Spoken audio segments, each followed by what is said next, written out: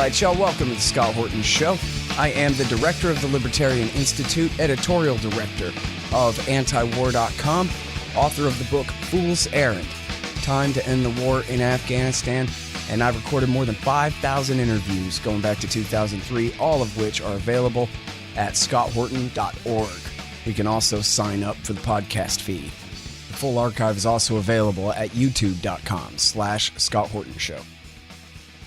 All right, you guys, on the line, I've got Dave DeCamp. Again, he is assistant news editor at antiwar.com. That's news.antiwar.com, and also at original.antiwar.com. Find his opinion pieces in the right-hand margin there. Welcome back. How you doing, Dave? I'm good, Scott. Thanks for having me back.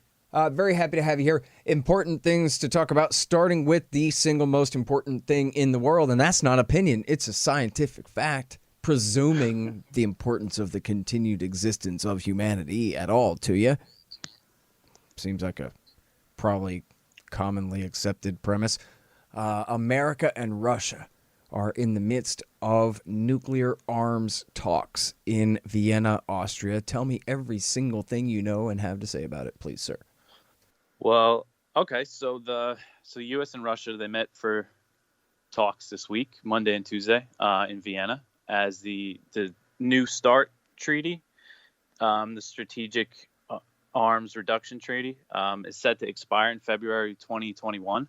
And that's the last major arms control agreement between the United States and Russia.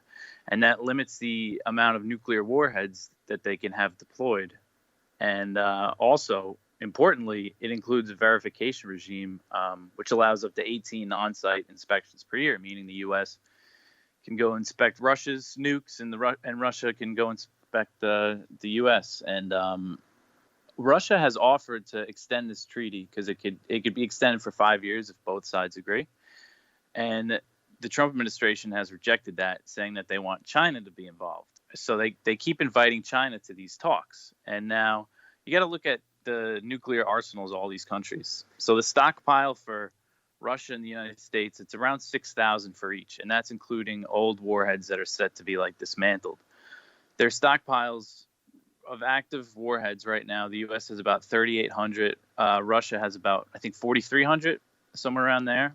Now, China, current estimates put their stockpile at 320, which is, significantly smaller. So China has no interest in participating in these talks, and they've said it over and over again. So when the talks started on Monday, Marshall Billingsley, he's Trump's envoy for arms control, he posted a photo on Twitter, kind of like a cheap stunt, of empty chairs with Chinese flags around them, saying, "Oh, China's a no-show," and they're still secretly building nukes, but China told Billingsley and the United States, everybody knew that they weren't going to show up. They have no interest in participating in these talks, but the U.S. still is keeping the conversation about China and Russia. I mean, is there anything honest about that they're really trying to strong-arm the Chinese into joining the talks, or they're really just, this is the most obvious charade as a poison pill, sort of an excuse to screw up the talks with the Russians? It has nothing to do with China at all. That's what it looks like to me, because like I said, I mean, just the difference in the amount of nukes that they have, and it's expected that China can double their arsenal within the next 10 years, which would put their stockpile at 600 something. And right now, the New START Treaty limits the amount of warheads that they can have deployed at 1,550, which even if China doubles their arsenal, it doesn't even come close to that. I mean, and Russia has said it's unrealistic. They kind of seem annoyed by this whole stunt by the U.S. because their argument is, okay, well, let's get France involved because France has 300 warheads. Let's get Britain involved. The U.K. has about just over 200, I think. So yeah, I really just think it's just a charade. And I mean, it makes sense to get if you want to talk to China about nuclear arms control, but I mean, the U.S. would have to make a real big statement and really start dismantling their stockpile if they want to work on it with China, or reducing their stockpile. But it doesn't seem like there's anything honest about it to me. talks are over for now. They only lasted 2 days. Not many details have come out.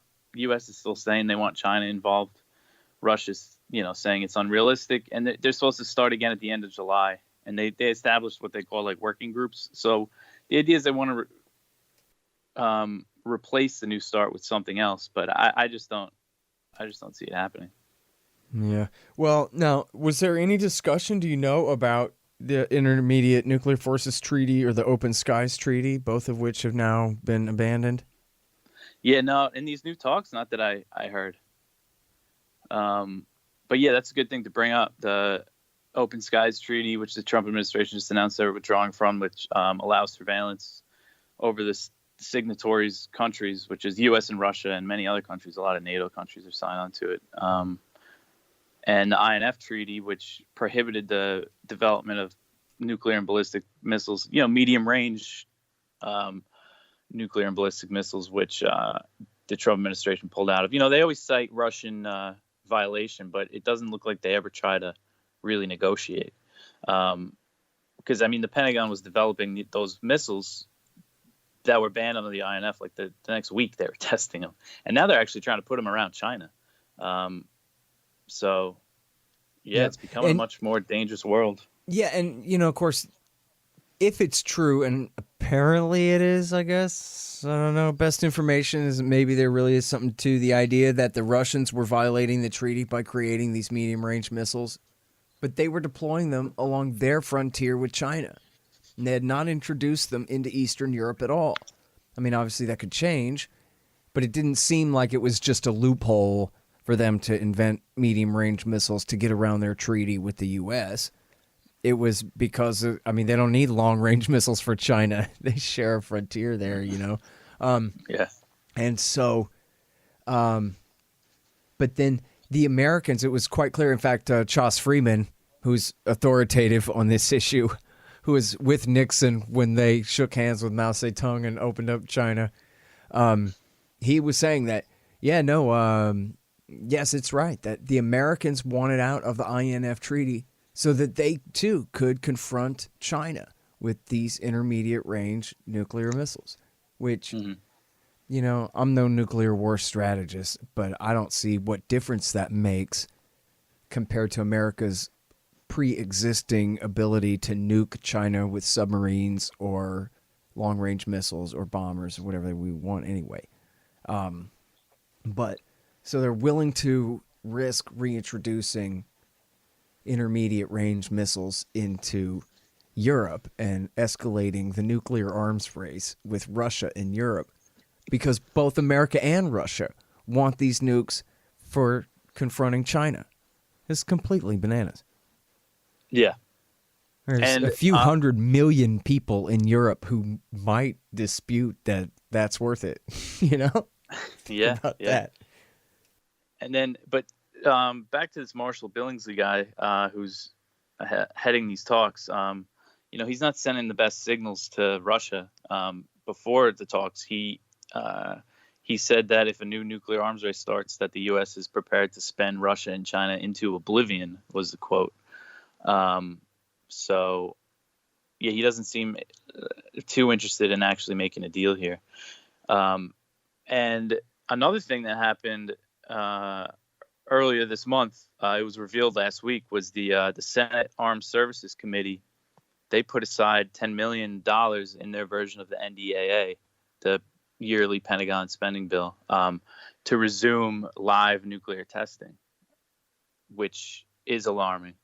Because there was a story in the Washington Post in May that the Trump administration was discussing doing live tests.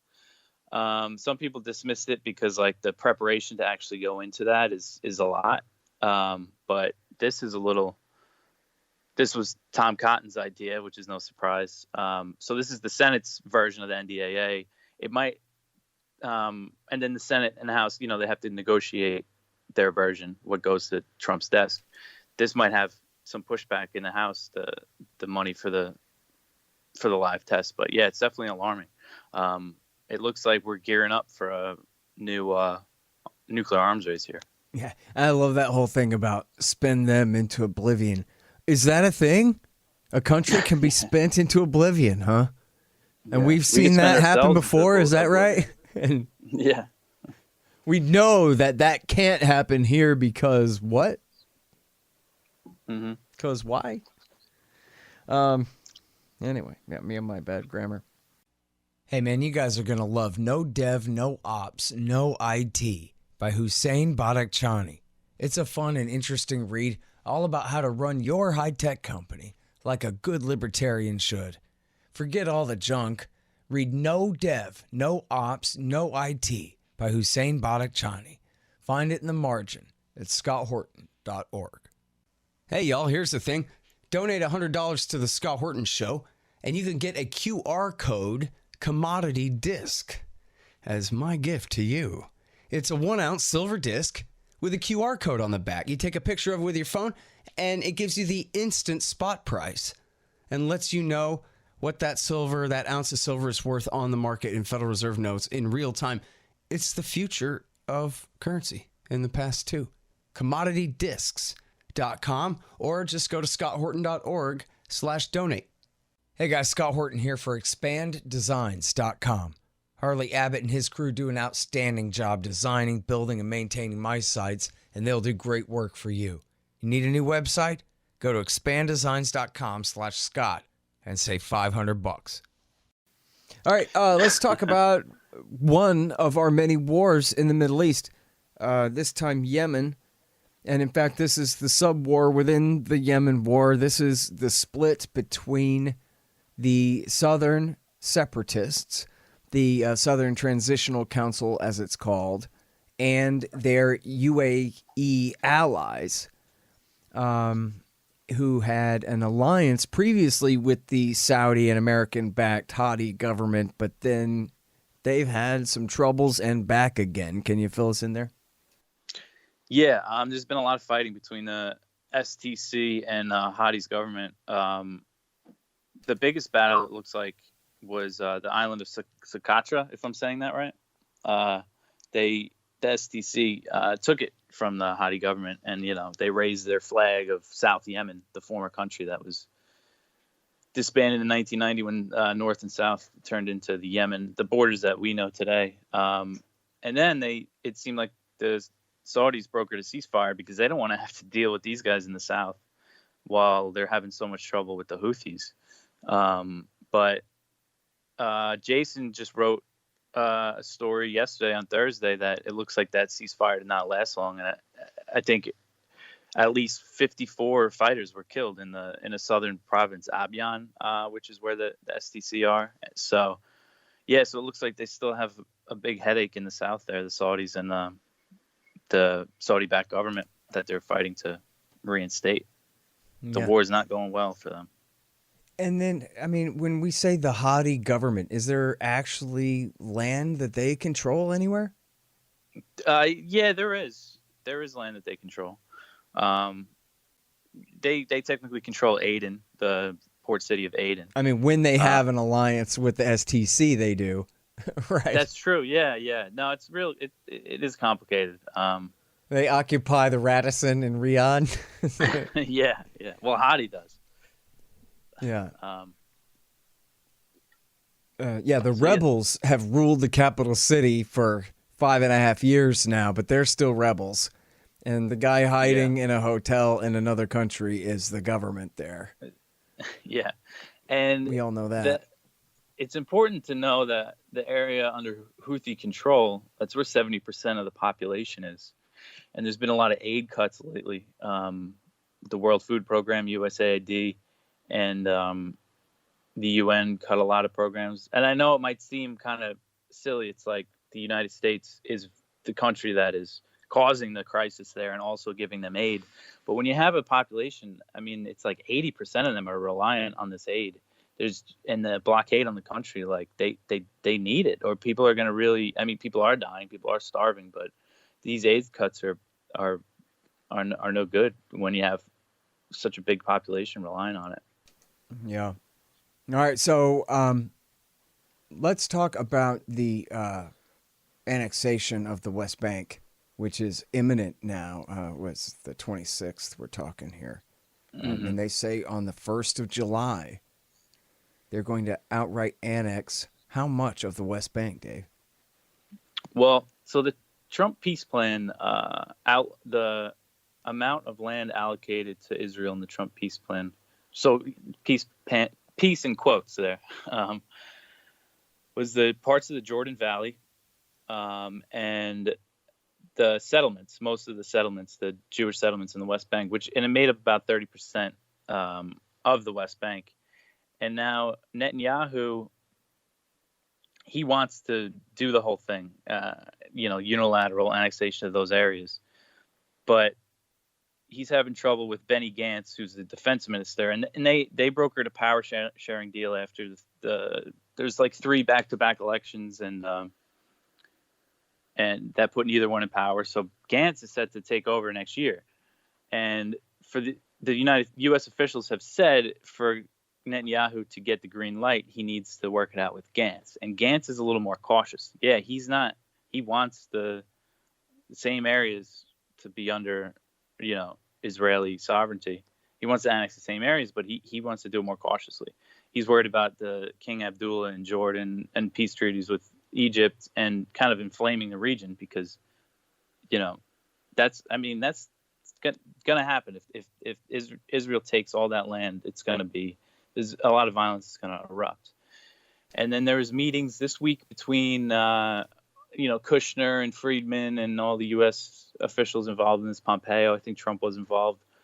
And it looks like nothing publicly really came out. They were supposed to make a decision. Apparently they did it. But, I was reading on Mondo Weiss that it looks like they did come to a decision. Some sources were saying that it looks like they're going to start with just 2 settlement blocks for now.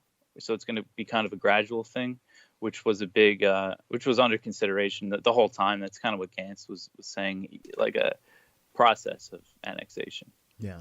Establishing facts on the ground, they call it. So, but that would make a bit of difference if, public relations wise, I guess, if they slow it down and do it in smaller steps here. I read just a headline, so I won't characterize the article too badly because I don't know exactly what it said. But I just noticed a headline, I think at the Washington Post, opinion page, where they were saying that, if this happens, then the Palestinians, the danger is that they will be deprived of hope.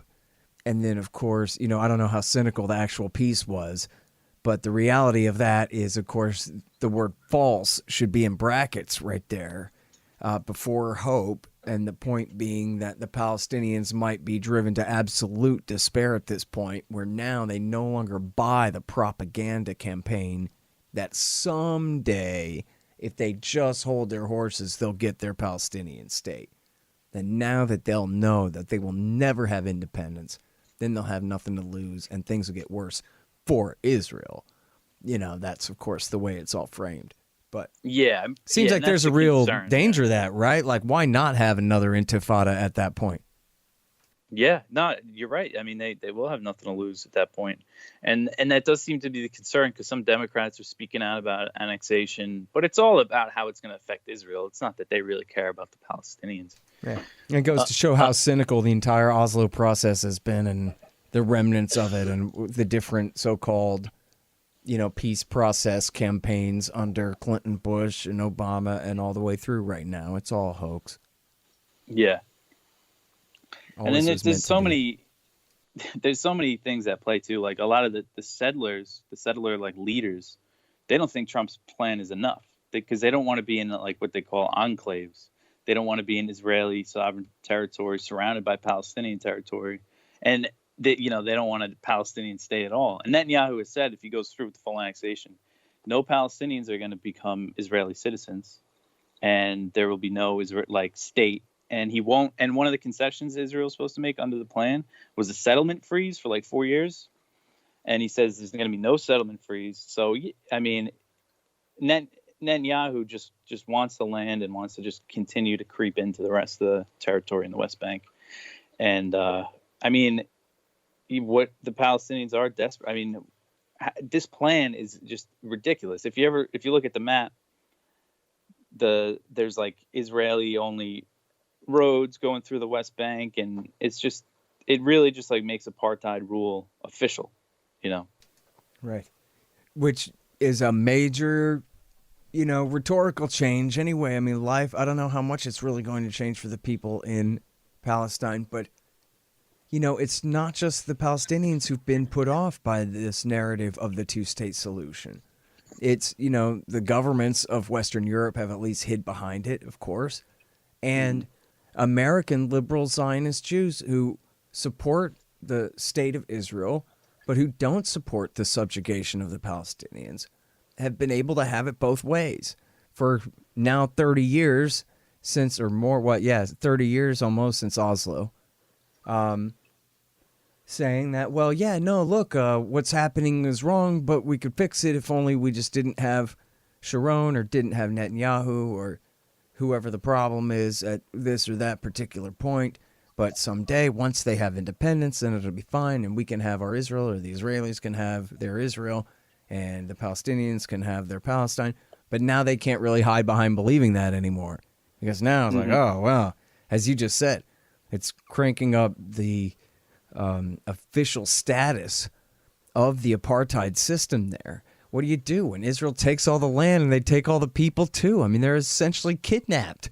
What the hell is going on here? And how is anybody supposed to rationalize it now that they can't hide behind the Oslo process that really broke down back in 1995 and which wasn't really going to grant them a Palestinian state anyway, if you look closely at it. But still, I mean, so now the game is up as far as that goes. And so what effect that has on liberal Zionists and liberal Zionism in America, I think we're only going to just be at the start of seeing what happens with that. But it should matter a lot to the Zionist consensus inside the United States. Certainly according to what they've been saying all this time. Not the right-wing hawks, but the liberal, the more liberal Zionist organizations. In fact, even AIPAC has officially supported a two-state solution all along. So I guess it'll be interesting to see. Yeah, no, definitely. And then there's another thing at play here is there's a possibility that Netanyahu might call for new elections, because there's some polls that show if there was a new election, his bloc in the Knesset would get enough seats for him to form a government without Gantz. There's a story Likud sources told like the Jerusalem Post that they were kind of they would be absolutely nuts to do that again now. Oh my God! They would. Although, what a circus, right? And what a better way to get out of that trial again, too. Yeah, and also like Netanyahu, if he doesn't pull off the annexation, he can blame it on the Gantz's Blue and White Party. If he does pull it off, he'll probably get a lot more support. So like that's all at play too here, because I know like the Likud party, they want to disband that coalition government, according to the sources that speaking to Israeli media. Like they don't want anything to do with that coalition government, apparently. I don't know, man. I mean, he's already back in the fourth chair. Election. Yeah, it's true.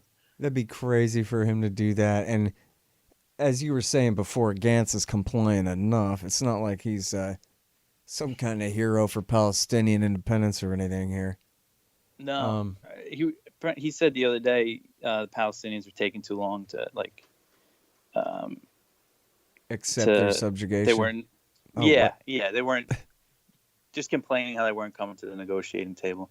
And he said something like Palestinians are in deep and I don't want any part of it. So he's definitely not a hero for the Palestinians. Yeah, I remember he's when the guy who, in his first election ads, bragged about reducing Gaza, quote, to the Stone Age.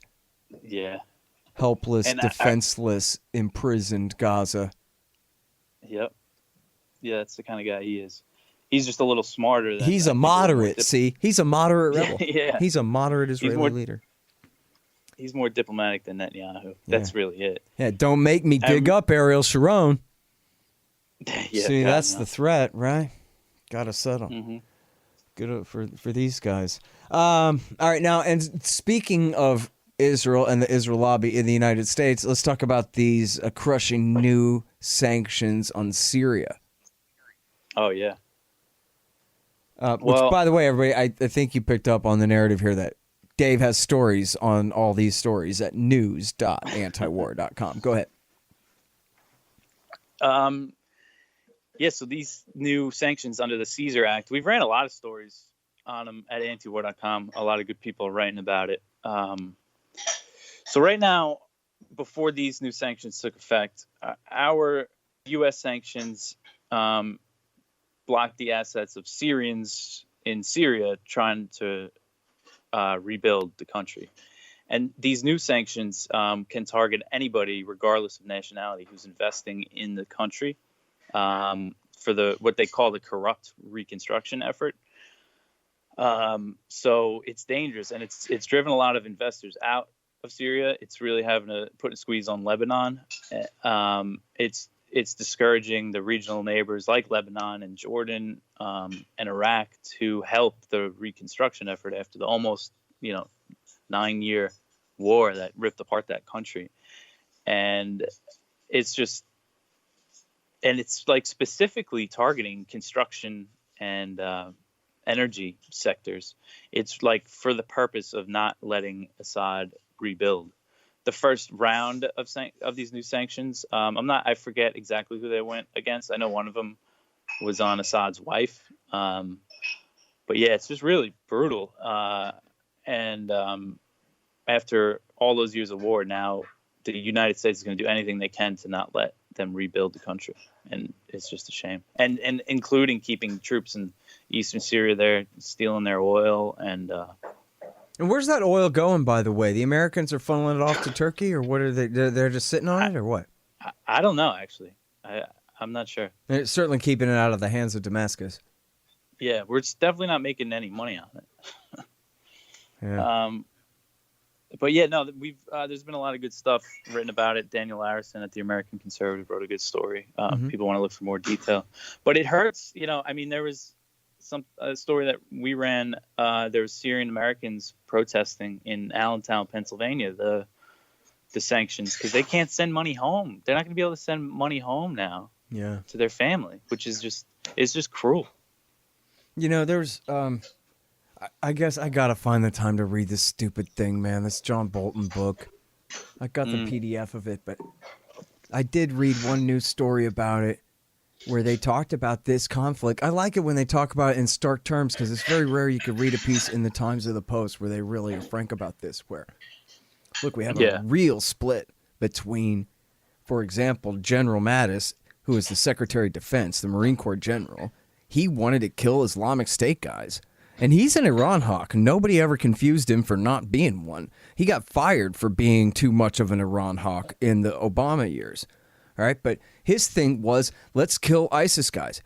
And there's this giant push by Bolton and the others, and Pompeo and the others in the administration that no, when we're in Syria, essentially, this is the part they don't say out loud, we're on ISIS's side. The enemy is Iran. And, their friends in Hezbollah and the Syrian government. And that's who ought to be the target there. But it's not just the biggest bait and switch in the world from one thing to another, but it's from one thing to its opposite, where it's, again, essentially helping to accomplish the goals of the bin Ladenites by fighting against their worst enemies, when not outright providing direct aid to them, which was part of the story too, of course. But always, essentially taking their side in that thing. And, but it's just great because, TV will never explain it. And the Post and the Times will very rarely explain that, okay, here are the sides. And ironically, here's whose side we're on, or anything like that, But that a bit of that is coming out in the Bolton book. Yeah. Yeah, and it's tough to know what's true and what's not true, but I think there's a story in the national interest about that stuff. Yeah. Well, and like you said, our troops are right now, they're not fighting the Islamic State at all. They're there keeping the oil out of the hands of the Assad government. Yeah. And James Jeffrey, the U.S. envoy to Syria, recently said that his goal is to make a quagmire for Russia in Syria. So. Oh, he said that again? Who said that? Oh, James Jeffrey said that? Yeah. How recently did he say that? That was a few months ago. Oh, Man, hang on. I got to write that down and make sure and find that. Yeah, because the stated goal for the U.S. is to prolong the war and not let the country rebuild. They started talking like that as soon as Russia intervened in 2015. They're like, ha, ha, ha. It'll be just like Afghanistan for them. And like, it'll be just like what? Yeah. It'll be just like Afghanistan, the place where we've been bogged down in the quagmire for 20 years now? Mm-hmm. It'll be just like that? Well, at that point, 15 years. These people... we're still in Afghanistan, and they're going, yeah, we're going to bog them down and give them a quagmire like we did in Afghanistan in the 80s. Like we're doing to ourselves in Afghanistan right now. Still. Yeah. I would not hire these people to run my national government, Dave. You picking up the thread here? No, they're not good at it. Not by my lights. No. There was a recent U.S. airstrike in like northwest Syria, in the Idlib province against the Al-Qaeda guy. And it's like, that's kind of a perfect encapsulation of U.S. foreign policy. Like we're working, supporting Turkey to support those rebels in Idlib to fight Russia and Syria, but also drone bombing some of them. It's like, and picking off just one guy that we kind of don't like. He's not so moderate. Let's get him. But the rest are cool. Jolani's still okay. Nobody seems to be too bothered by, in fact, the entire presence of what's a mini Islamist state there in the Idlib province. When ISIS declared their caliphate, that was the biggest deal in the world. The Idlib province, or major portions of it, are still just Al-Qaeda-stan, and that's been the status quo for, 3 years or something now? Yeah, and that's even and Turkey's preventing, Russia and the Syrian government from ending that situation, of course. Mm-hmm. And that's been like even in the mainstream press now, like they call them Al-Qaeda. Yeah, it's not even a secret anymore. Like the Associated Press, I read a lot. They always call, Al-Qaeda linked groups. That's Hayat Tahrir al-Sham, which is al-Nusra, which is al-Jolani, which is al-Zawahiri, the butcher in New York City. Yeah. And I'm not saying that America should carpet bomb them or anything like that, but for us to be on their side, that would seem to be, counterproductive for American security needs. Uh-huh. All right, listen, I'm sorry, man. I'm late and I got to go, but thank you so much for coming back on the show, Dave. Great stuff. Yeah, Scott. Thanks for having me. All right, see you, man. The Scott Horton Show, Anti-War Radio, can be heard on KPFK 90.7 FM in LA, APSradio.com, antiwar.com, scotthorton.org, and libertarianinstitute.org.